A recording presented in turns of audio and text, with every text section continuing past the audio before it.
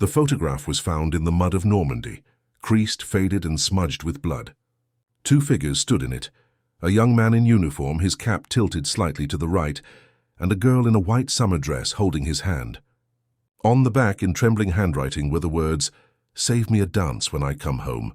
No name, no date, just that promise. No one knew who they were. But to the men who found it, that photograph became something sacred. They passed it between them, each wondering if the man in it ever made it back. Some said he was just another soldier swallowed by the storm. Others believed he might still be out there somewhere, chasing a promise that the world had already forgotten. The story begins in April 1942, in a small English coastal town called Doverfield, a place where the sea always smelled like iron and salt, and where mothers hung white sheets over the windows each night to hide from the Luftwaffe bombers. The war had already stolen too many sons, too many husbands, and too many dreams. Yet for Eleanor Ward, a 21-year-old girl with chestnut hair and piano-player hands, life still shimmered with a fragile kind of hope. Before you continue this story, make sure to like and subscribe. Because what you're about to hear isn't just a story. It's a heartbeat of those who never returned home, but never stopped fighting. Every evening she walked down to the pier where the soldiers gathered before deployment. They laughed, smoked, threw pebbles into the water, and tried to memorize faces they knew they might never see again. That's where she first saw James Alder, a newly enlisted airman from London, standing beside his duffel bag, polishing his boots with nervous precision. He wasn't laughing like the others. He was quiet, almost gentle, as if he already understood what war demanded of men. When Eleanor offered him a cup of tea from the flask she carried, he smiled in a way that made her feel as though the noise of the world had faded. He told her he used to fix radios before the war, that he liked jazz, that his mother was terrified of thunderstorms. And when she laughed, he asked if she'd ever been to the Lantern Ballroom, a place near the edge of town where soldiers went to forget the headlines for an hour or two. She said yes. He said, "Then one night when this madness is over, save me a dance." It was such a simple thing to say, and yet in that moment it felt like a vow. From then on, their meetings became a quiet ritual. Every week when James's unit was stationed nearby, he'd walk her home along the cobbled streets after curfew. The sirens would sometimes wail in the distance, and both would freeze under the glow of the blackout lamps. He told her he wasn't afraid of dying, only of being forgotten. She told him she'd remember him no matter what. And every time they parted, he would repeat it softly, "When I come back, we'll dance." By summer of 1943, the war had begun to change shape. The Allies were preparing for something enormous, a secret operation everyone whispered about but no one named. James was transferred to a new squadron, the 78th Bomber Group, based at an airfield outside Cambridge. He wrote to her every week. His letters were clumsy, sweet, filled with lines like, "I can still see your face when the sky burns red at dawn," and "I'll count the days until the music starts again." Eleanor kept them all in a small tin box beneath her bed, tied with a piece of blue ribbon. She read them by candlelight when the air raids howled over the channel. Her father told her to forget him. "The war makes fools of romantics," he said, but she couldn't. The day James left for France, he sent one final note. It said simply, "Tomorrow we cross. If I make it, I'll find you by the sea. Wear that white dress. We'll dance till morning." In the pre-dawn hours of June 6, 1944, the sky above Normandy erupted in fire. James's plane, a B-17 nicknamed Silver Darling, was hit before it reached its target. The crew bailed out over enemy territory. Some were captured. Some vanished.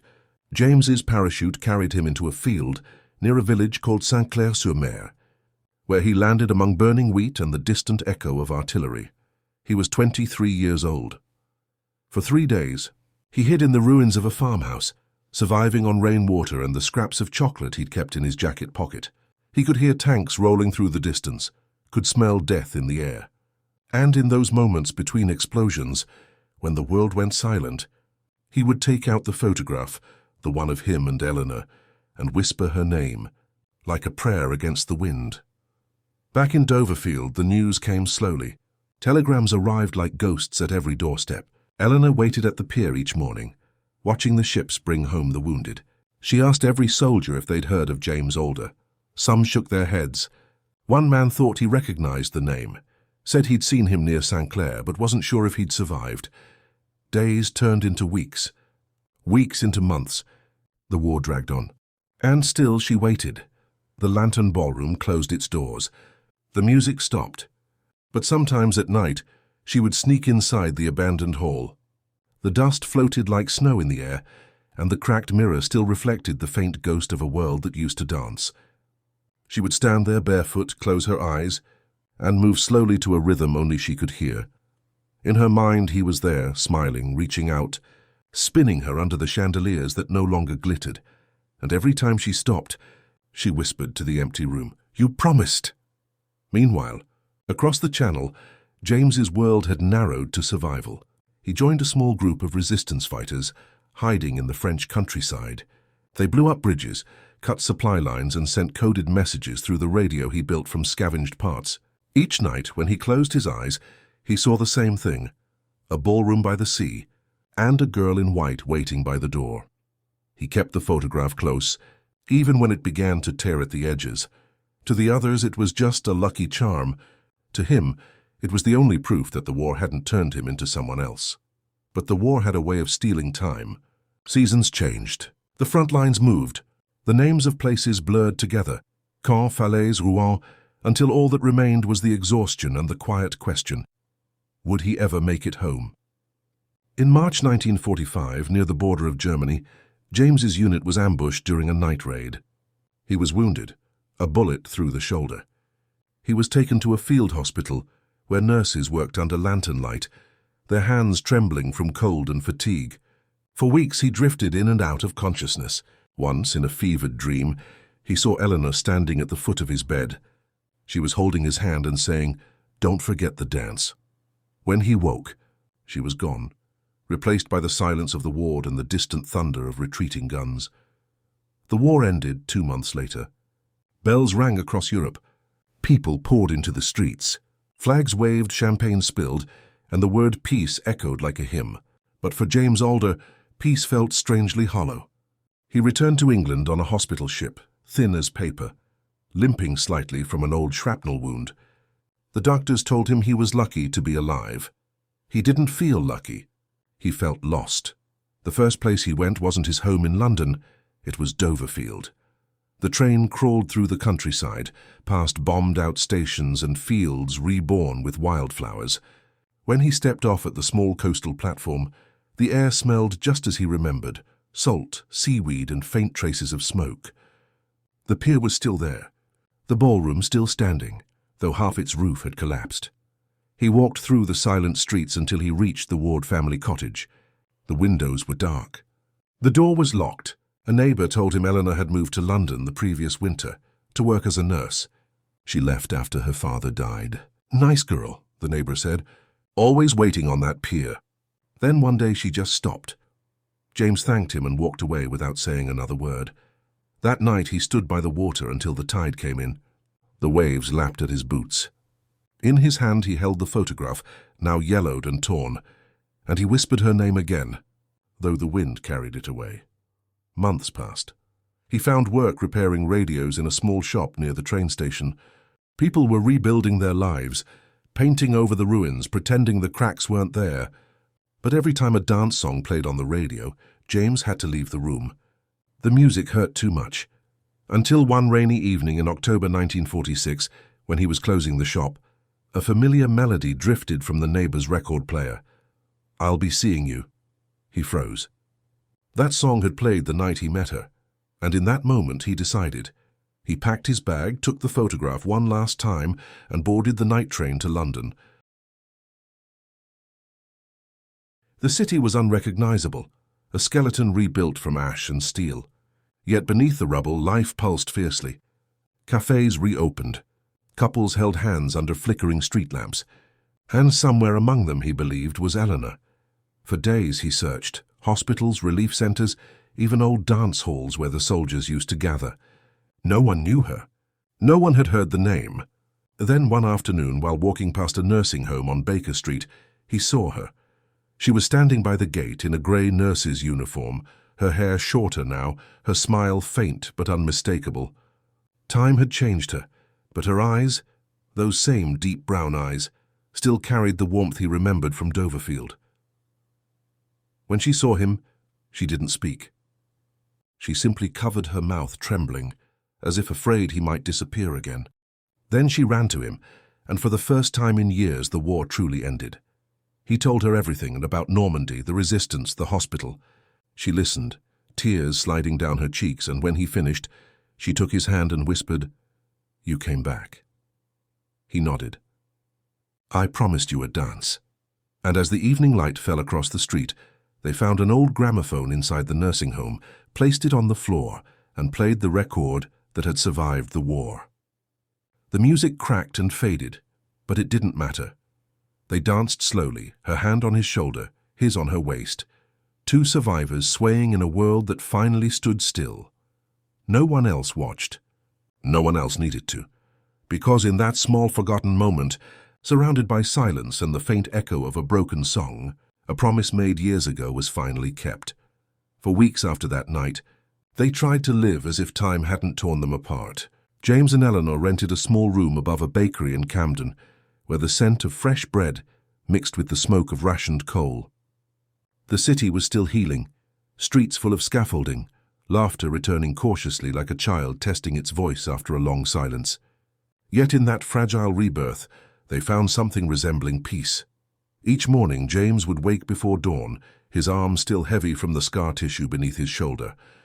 He'd stare at Eleanor as she slept, her face calm against the grey light filtering through the curtains. Sometimes when the sirens of passing trains echoed faintly through the streets, his body tensed, instinctively ready to run, to duck, to survive. She would reach out, touch his cheek and whisper, "It's over now. You're home." But inside him the war still marched. He had nightmares, not every night, but often enough to leave a mark. Sometimes he dreamed of the fields of Normandy, where the smoke rolled across the hills like ghosts. Other times he heard the screams of engines and saw the faces of men he couldn't save. He never told Eleanor the full truth of what he'd done in France, the men he shot, the villages burned, the things he'd seen. He couldn't. Some memories were too heavy to be spoken aloud. Eleanor knew. She always knew. But she never asked. Instead, she tried to fill their days with light, music, laughter, the small routines of ordinary love. In the evenings, when her nursing shifts ended, they would walk along the River Thames, watching the water shimmer beneath the city lights. He'd bring his pocket radio, tuning into the BBC to catch the latest jazz broadcasts from New York. The music always made him quiet, nostalgic but calm. She'd take his hand, resting her head against his shoulder, and for a brief moment, they both believed the world could be beautiful again. But beauty was fragile in post-war London. The rationing never fully ended. The nights were long and cold. The city's joy was haunted by absence. Too many empty chairs, too many names carved into stone memorials. When the bakery below their flat closed in the spring of 1947, James decided to leave the city. "I can't breathe here anymore," he told her one morning. "Every street feels like a grave." Eleanor understood. So they packed what little they owned and took a train north to a quiet village near Lake Windermere, where the air smelled of pine and rain instead of smoke. They found a cottage near the water, small, damp, perfect. James began repairing radios for the locals, fishermen, shopkeepers, families who couldn't afford new sets. He worked with his hands, finding comfort in the hum of circuits and the rhythm of precision. Eleanor found work at the village clinic, helping mothers deliver babies and bandaging scraped knees. It wasn't glamorous, but it was peaceful. And after what they'd both survived, peace felt like a miracle.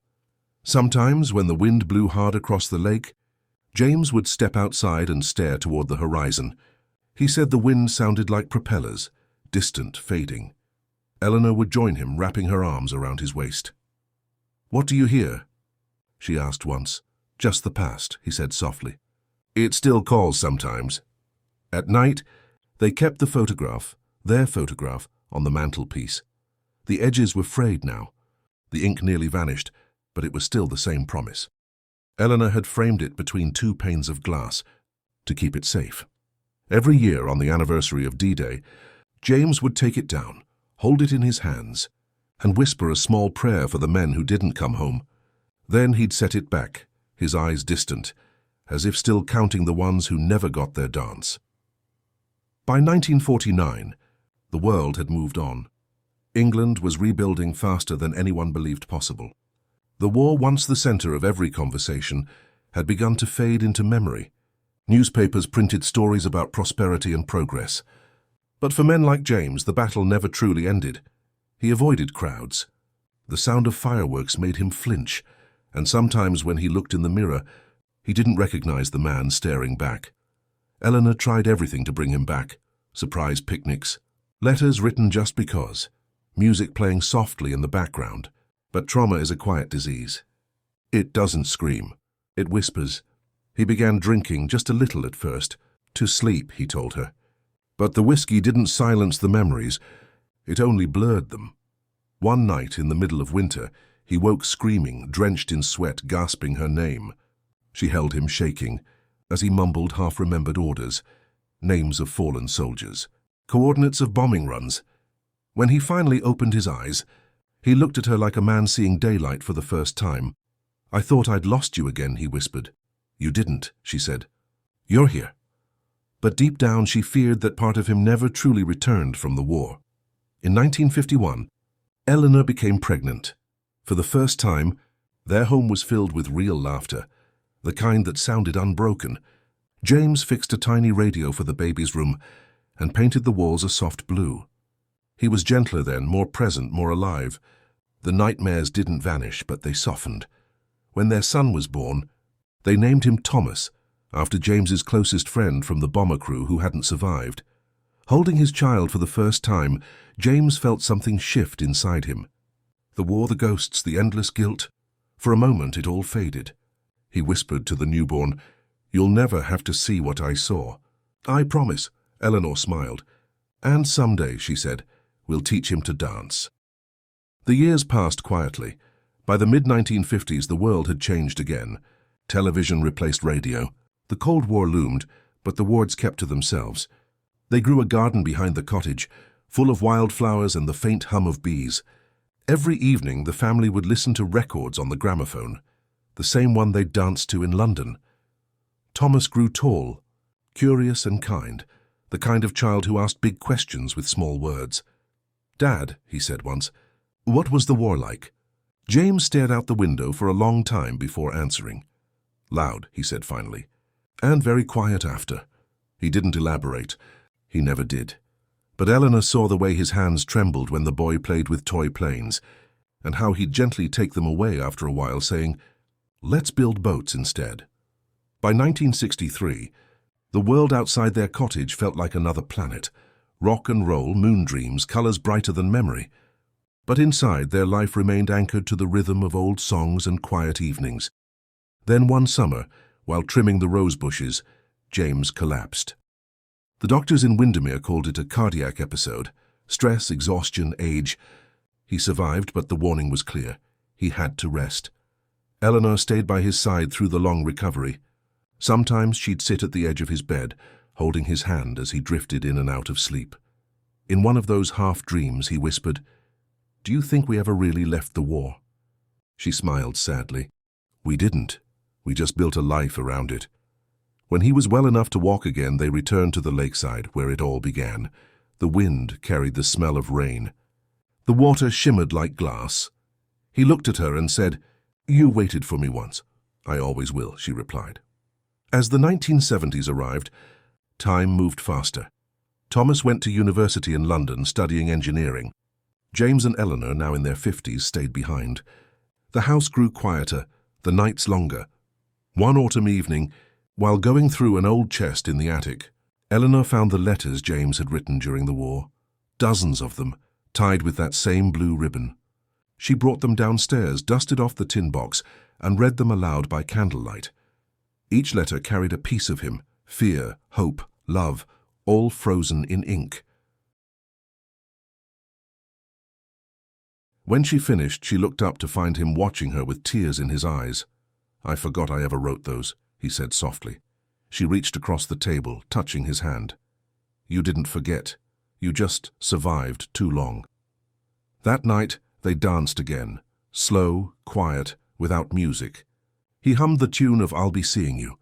She rested her head on his chest, feeling the faint, steady rhythm of his heart. By 1982, the war had become history. Schools taught it in paragraphs. Young people spoke of it like a myth. But in the Ward household, it was still real. The ghost in the corners, the silence between breaths. James had grown frail, his hair silver, his hands marked by tremors. But his eyes, those gentle, storm-colored eyes, were still sharp when he looked at Eleanor. "You remember what I told you?" he asked one evening. "What's that?" "The night before I left Overfield, I said, 'Save me a dance.'" She smiled. "And I did." He nodded. "Then promise me something else. When the music stops for me, dance one more time. For both of us." Eleanor tried to laugh, but the sound caught in her throat. "Don't say that." "I have to," he whispered. "I want to go remembering the rhythm." He passed away 2 weeks later, quietly, in his sleep. The morning light fell gently across his face. The photograph lay on the nightstand beside him, their photograph, the ink so faint now it could barely be seen. Eleanor didn't cry at first. She just sat there, her hand on his chest, listening to the silence where his heartbeat used to be. The funeral was small. Thomas came from the city.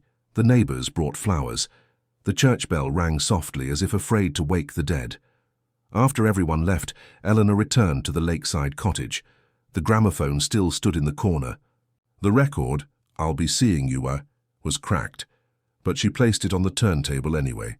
The melody stumbled, stuttered, then began to play, and alone in the fading light of her home, she kept her final promise. She danced, slowly, gracefully, one last time. Her feet moved across the wooden floor like memory itself, fragile, trembling, infinite. Outside, the wind rose across the water, carrying the sound of the song out over the hills, into the night, into the world that had forgotten how it all began. And somewhere, perhaps in that quiet place beyond time, he was waiting, hand extended, smiling, ready to keep the promise once more. The cottage by Lake Windermere grew quieter after James's passing. Eleanor remained there alone, her hair now white, her hands thinner but still graceful, the same hands that once held a soldier's promise through decades of storms. The neighbors often saw her sitting by the window, a cup of tea cooling beside her, staring out at the lake as if expecting someone to appear on the far shore. Sometimes, at dusk, they'd hear faint music drifting from her house, old jazz, soft and crackling through the gramophone. She'd move slowly through the room, her feet remembering every step of the dance they never finished. She didn't cry much anymore. Her grief had softened into something quieter, a kind of companionship with absence. When her son Thomas visited on weekends, she'd smile and tell him she was fine. "I've had my dance," she'd say. "Now I'm just listening to the echoes." He didn't understand what she meant. Not yet. After the funeral, Thomas had taken the old photograph home with him, the one of his parents long before he was born. He kept it in a drawer of his study in London, between unpaid bills and old postcards. He couldn't bring himself to throw it away, but he couldn't look at it either. He'd always known his father was in the war, but they'd rarely spoken about it. The man he remembered wasn't the brave airman from history books. He was quiet, withdrawn, kind but distant, a man who flinched at fireworks and sat alone by the radio. But after his father's death, something shifted in Thomas. He began to wonder what really happened during those missing years, the years before peace, before marriage, before he was born. He decided to find out. It started simply, a visit to the Imperial War Museum, where the smell of old paper and metal hung thick in the air. He browsed through photographs of bomber crews, dog-eared letters, ration cards, rusted helmets. Somewhere among them, he hoped, was a piece of his father's life. He gave the archivist a name, James Alder, 78th Bomber Group. The man nodded and disappeared into the records room. Half an hour later, he returned holding a thin file. Inside were faded mission logs, flight rosters, and a single black and white group photograph of young men in flight jackets standing in front of a B-17. On the back, scrawled in pencil, was a name Thomas recognized instantly: Silver Darling. He traced the outline of his father's face in the photo. The same calm eyes, the same tilt of the head, and there, scribbled beneath it, was a line that stopped his breath. Missing in action, June 6, 1944, presumed dead. Thomas stared at it for a long time. He knew his father had been shot down. He'd heard fragments of that story over the years, but to see it written, presumed dead, weighed hit differently. It meant that for a time, everyone thought his father was gone. Everyone, except his mother. Back in Windermere, Eleanor was aging faster now. Her memory flickered in and out like a candle fighting wind. Some days she remembered everything: the lake, the dance, the war. Other days she thought it was still 1945. When Thomas visited, she'd ask, "Has the post arrived? Maybe he's written." And each time his heart broke a little more. He didn't correct her. He just sat beside her, holding her hand, listening as she spoke about the night James came home. She told the story differently each time. Sometimes the train arrived at dusk, sometimes at dawn. Sometimes it was raining. Sometimes the sky was clear. But the one thing that never changed was the dance. She always ended the story the same way. He said, "I promised you a dance." And then we danced right there in the middle of the world starting over. Thomas would nod, smiling through tears. "I know, Mum, I know." After she passed away in 1987, Thomas returned to clear the cottage. The rooms felt frozen in time, the air still carrying faint traces of lavender and old paper. Dust motes swirled through the sunlight as he opened the curtains for the first time in months. He began sorting through her things. The tin box of letters, tied with the same blue ribbon, the gramophone, the framed photograph. But tucked beneath a pile of old books, he found something he'd never seen before. A small, sealed envelope marked simply, "For Thomas, when we are both gone." His hands trembled as he opened it. Inside was a letter, written in his father's handwriting. The ink had faded, but the words still carried weight. "My son, if you're reading this, it means I've gone before you could know the whole story. There are things I never told your mother, not because I didn't trust her, but because I didn't know how to live with them myself. The war wasn't about glory. It was about staying human when everything tried to make you forget you were. I want you to know that the dance wasn't just a promise. It was a reason to survive. Every bullet, every night hiding in the dark, every friend I buried, I carried that promise in my pocket. It kept me alive. She kept me alive. If you ever wonder what love is, it's not in the words. It's in the waiting. Your father, James." Thomas read the letter 3 times before he could breathe properly again. He looked around the quiet cottage, at the life his parents had built from ashes, and realized for the first time that their story wasn't about war at all. It was about endurance. That night he sat by the lake with the tin box of letters beside him. He untied the blue ribbon and began reading. Each letter was a fragment of their youth, his father's fear, his mother's faith. The words carried the rhythm of their love. "I'll count the days until the music starts again.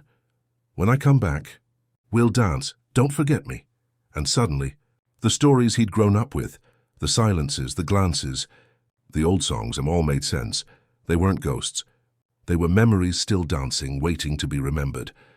Over the next year, Thomas began documenting everything: the letters, the photographs, the war records. He recorded oral histories from surviving veterans of the 78th Bomber Group. Most of them were in their 60s or 70s now, faces wrinkled, eyes haunted. When he showed them his father's picture, one of them, an old man named Harold Fisher, gasped. "Jimmy Alder," he said. "Bloody hell, I thought he was dead." Harold told him about Normandy, how their plane was hit, how James bailed out over the fields, how word later spread through the camp that one of the crew had survived by joining the French resistance. "He built radios for them," Harold said, shaking his head in disbelief. "The Germans never caught him. Brave bastard, your dad." Thomas listened in awe. For the first time, his father became more than the quiet man fixing radios at home. He was a survivor, a fighter, a man who carried a promise through hell. With every story, every photograph, every letter, Thomas began to rebuild his parents' world, not as history, but as living memory. He decided to write it down, a memoir, dedicated not to war but to love that survived it. He called it The Dance After the War. When it was published in 1992, critics called it a haunting, tender portrait of a generation that refused to let the darkness win. Readers from across the country wrote letters, saying they cried when they reached the part where James came home and asked for his dance. The book became more than a tribute. It became a bridge between the ones who remembered and the ones who never knew. But for Thomas, it was something deeper, closure. One evening, months after the book's release, Thomas received a package with no return address. Inside was a small velvet pouch containing a rusted military tag and a note that read, "Found near Saint-Clair-sur-Mer, Normandy. Belonged to Flight Sergeant James Alder. Thought you might want it back." Thomas held the tag in his palm, the metal cold against his skin. He imagined his father falling through the night sky in 1944, the earth below burning, clutching that very tag against his chest, whispering her name, promising her a dance. He took it to the lake the next morning. The water was calm, the air still. He placed the tag beside the framed photograph on the pier and watched as the sunlight glimmered across both, past and present, side by side. As the years passed, the story of James and Eleanor Alder spread far beyond their small village.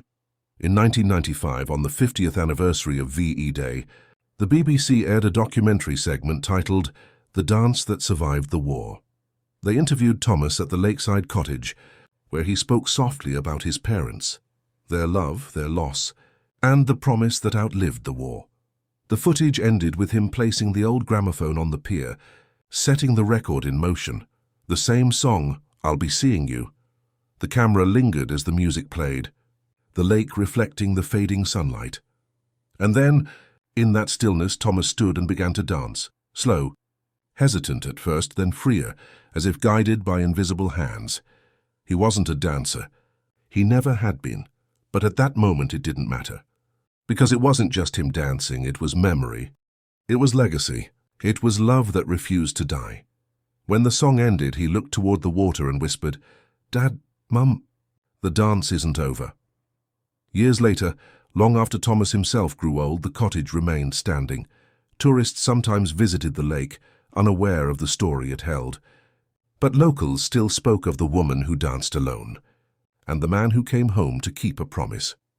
The photograph now hangs in the Doverfield War Memorial Museum, cleaned, preserved behind glass.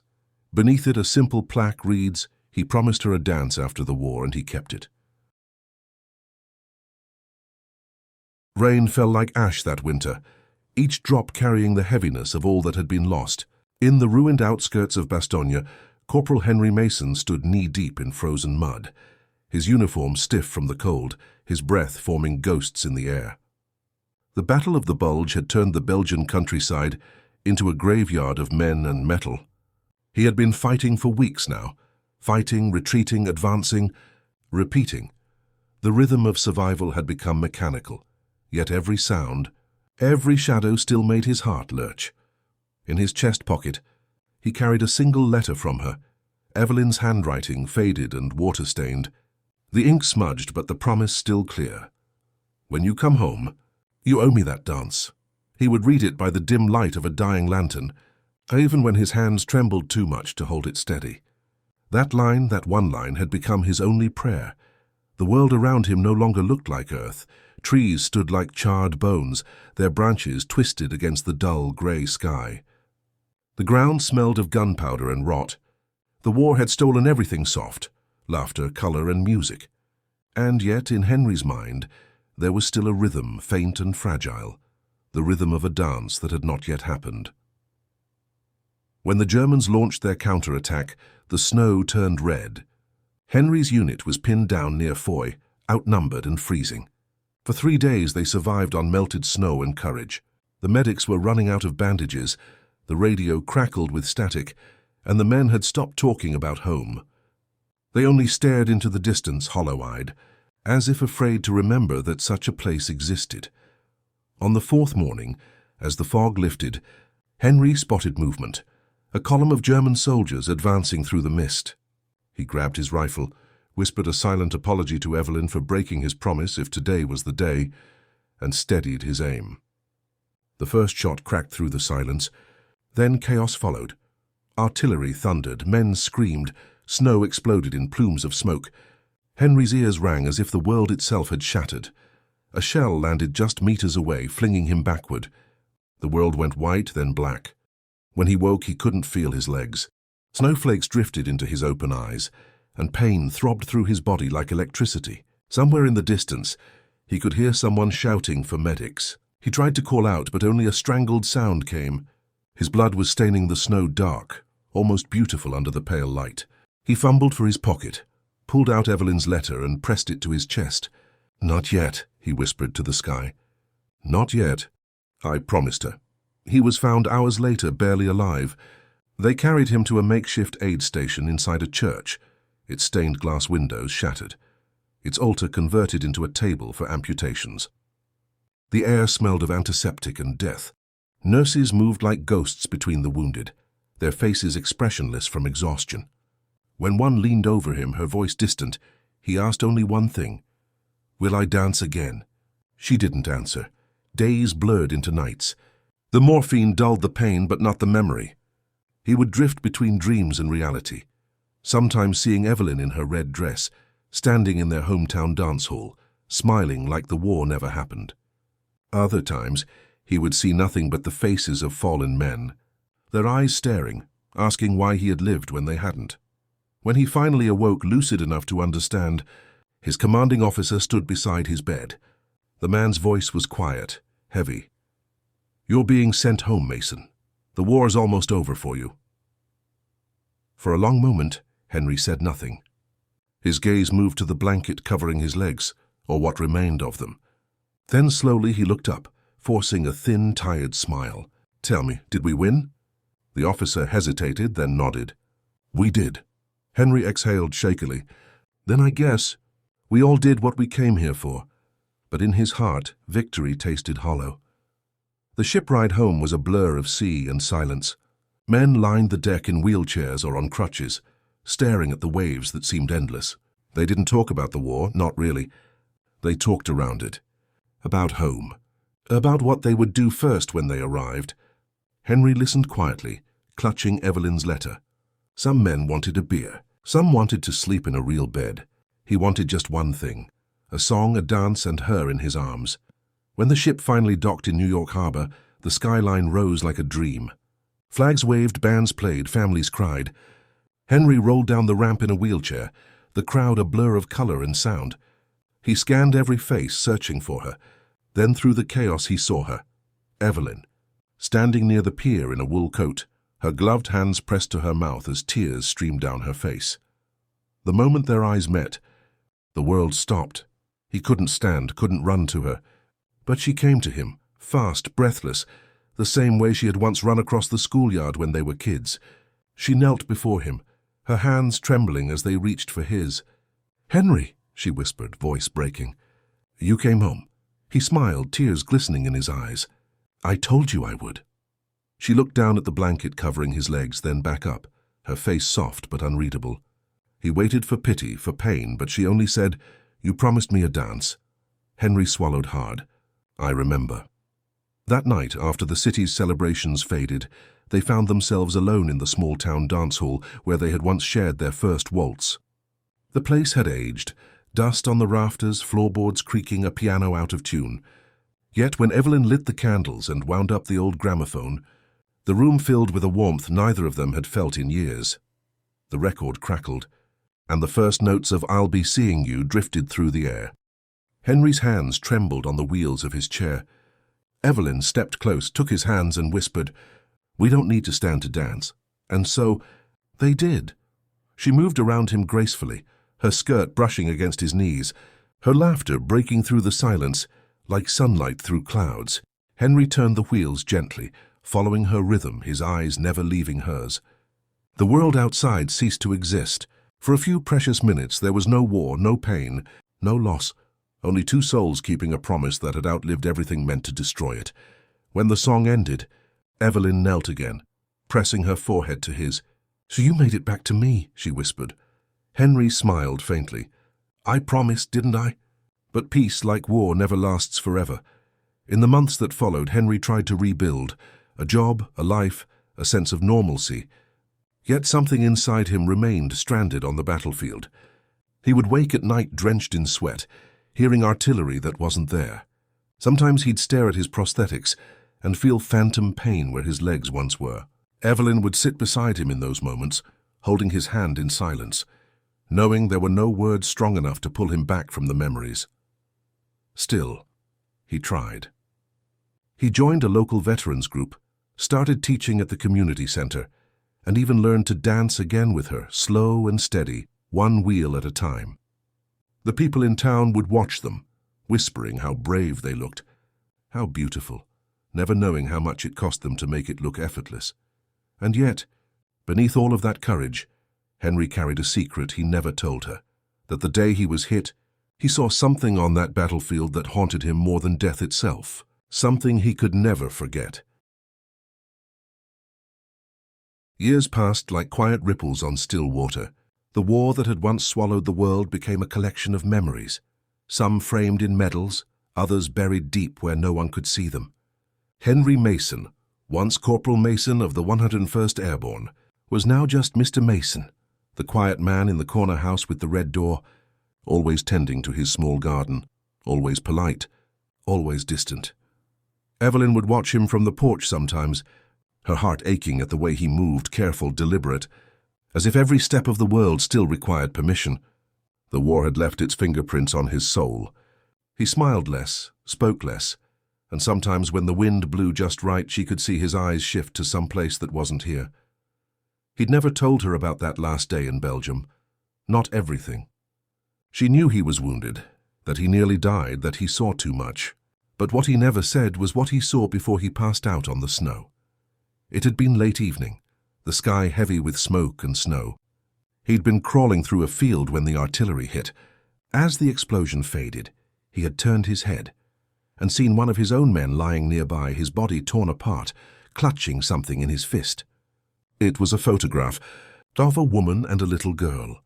Henry had reached out, fingers trembling, and tried to take it, maybe to return it home someday. But before he could, the dying soldier's eyes met his, and he whispered, "Promise me you'll dance for me too, after the war." And then he was gone. That memory had stayed with Henry like a curse. He'd made 2 promises that winter, one to Evelyn, one to a man whose name he never learned. And every time he looked at Evelyn, every time they danced, he felt both of those promises in his bones, one fulfilled, one haunting. By the summer of 1950, the world had moved on. America was rebuilding, the streets filled with color again, cars, neon lights, laughter, music. Henry and Evelyn had built a quiet life. They had no children, but they had each other, and sometimes that was enough.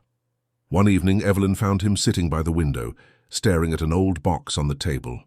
Inside were his medals, a torn patch from his uniform, and the letter she'd written him during the war. The ink was barely visible now. "You never opened that box," she said softly, setting down a cup of tea beside him. He smiled faintly. "Sometimes I need to remind myself I actually came back." She sat beside him, her hand resting on his. "You did, and you kept your promise." Henry looked down at his hands, rough and scarred. "I did, but there was another one I couldn't keep." Evelyn tilted her head, eyes gentle. "Tell me." He hesitated. "There was a man. I don't even know his name. He died right next to me. He made me promise I'd dance for him too after the war. I've thought about it ever since. How do you dance for the dead, Evelyn? How do you live enough for someone who never got the chance?" She was silent for a long moment. Then she said, "Maybe you already have."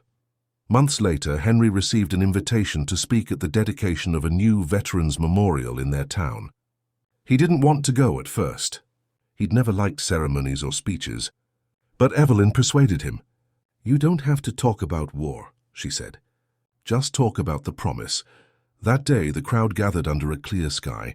Flags fluttered, children held flowers, and old soldiers stood side by side, some in uniform, some in wheelchairs. Henry rolled himself to the podium, his speech trembling in his hands. He looked out at them, all the faces, all the lives rebuilt, and began softly. "We all went to war believing we'd come back the same. We didn't. Some came home without limbs, some without laughter, and some never came home at all. But all of us made promises, to each other, to the people we loved, to the ones we lost. Promises are what kept us alive. Promises are what made us human. He paused, swallowing back emotion. I once promised a woman that I'd dance with her after the war, and I promised a dying man that I'd dance for him too. Tonight I realize both promises are the same, because when we dance, when we love, when we live, we're dancing for all of them. For every man and woman who never got the chance. The crowd was silent. Only the wind moved. And then slowly, Evelyn rose from her seat and walked toward him. Without a word, she took his hands, and the band began to play. It was the same song as all those years ago. I'll be seeing you. The crowd stepped back, watching as the old veteran and his wife began to dance, slow, graceful, tender. His chair turned gently as she moved around him, her smile warm, her tears falling freely. Some of the other couples joined in. Veterans holding their wives, nurses holding their husbands, and for a few beautiful minutes the war felt like a story that had finally exhaled. That night, when they came home, Henry sat in the garden beneath the stars. The moonlight painted the roses silver. Evelyn stood at the doorway watching him quietly. He looked up and smiled. Do you hear it? Hear what? She asked. The music, he whispered. It's still playing. Evelyn smiled faintly, though she heard nothing. Then keep dancing, Henry. He nodded. Always. The next morning she found him still sitting there, eyes closed, peaceful. The photograph of her and his medals lay on his lap. The wind stirred the leaves gently around him. She didn't cry right away. She just stood there, feeling the morning light on her face, realizing that somewhere, maybe in a ballroom far beyond this world, he was keeping his promise again. Every year after that, on the anniversary of his return, Evelyn would visit the dance hall. The owner would let her in after hours, and she'd light a single candle on the piano. Then she'd play their song and dance alone, softly, gracefully, as if he were still there beside her. And sometimes, when the light hit the floor just right, her shadow would stretch long and thin, and it almost looked like there were two of them. Because promises, she would whisper, never really die. They just keep dancing. Some stories end in silence, but the echo of their courage never fades.